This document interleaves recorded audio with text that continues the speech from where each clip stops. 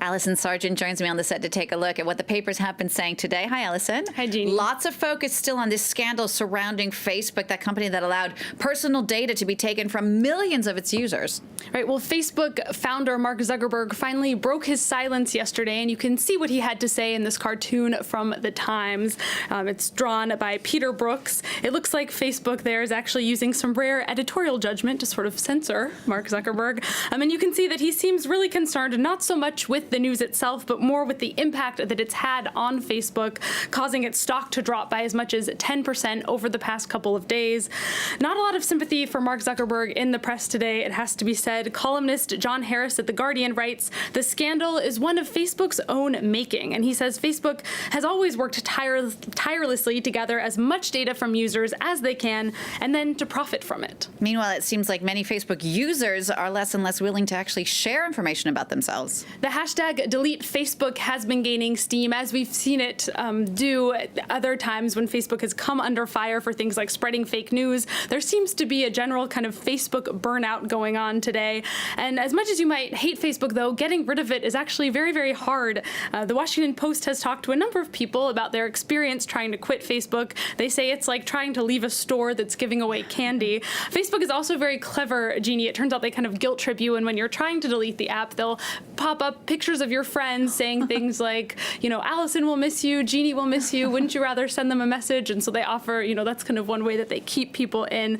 If you're having trouble quitting, though, don't feel so bad. Slate makes a case for why deleting Facebook isn't actually really a very good solution. They point out that some people don't have the luxury of quitting, such as small business owners who really rely on the site to get their names out there. And this writer says deleting Facebook also suggests that Facebook has in some way failed consumers, when in reality they say it's bigger than that. Facebook has actually failed society, and so bigger changes have to be made. Although if you want to quit Facebook, I'm thinking it couldn't hurt. Well, let's come back now to France, where papers are reacting to the news that the former president, Nicolas Sarkozy, has been placed under formal investigation. Now, that is for allegedly taking money from the Libyan government to finance his winning presidential campaign in 2007. And Nicolas Sarkozy himself has reacted. Le Figaro has published online this morning excerpts from Sarkozy when he learned from judges that they were putting him under formal investigation. He's pretty indignant. He called the allegations slander and continued to defend himself. He says it's ridiculous to claim he favored Libyan interests because, quote, "without my political engagement, Gaddafi's regime would still be in place."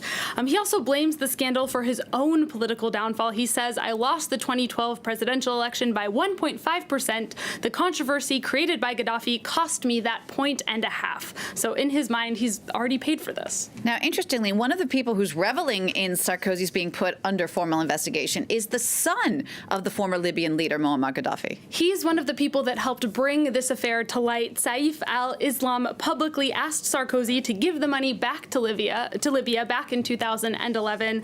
He's now thanking the French justice system for interrogating Nicolas Sarkozy. He reacted to the news in an interview with Africa News. He also said he still has solid proof that Sarkozy accepted money from Libya. He hasn't been questioned by French investigators, but he says he hopes that they'll seek him as a witness.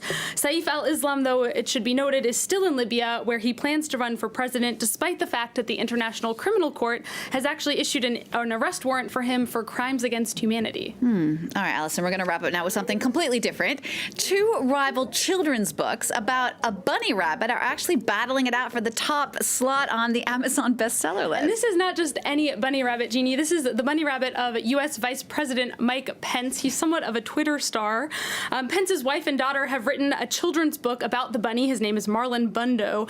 A British comedian, John Oliver, though, was so inspired, he decided to develop a rival children's book about Mike Pence's bunny. It is a gay romance between Marlon Bundo and another bunny. This is a nod to Mike Pence's well-known opposition to gay marriage and transgender rights. The book has shot to the top of the Amazon bestseller list. It's beat out the upcoming book by former FBI Director James Comey. Pence's book, meanwhile, is all the way down at number 4, which I guess is not too shabby in its own right. Mike Pence's wife has actually sort of responded that she's not totally unhappy about this new book because they will be giving all the proceeds to charity, both of the books, and so in a way, everyone's a winner, whichever one you want to order. All for a good cause. Yeah. Thank you for that, Allison. Allison Sargent there with the press review. You can get a closer look at the press review or at any of the other stories we're covering for you on France 24 today, of course, on our website. That address is france24.com.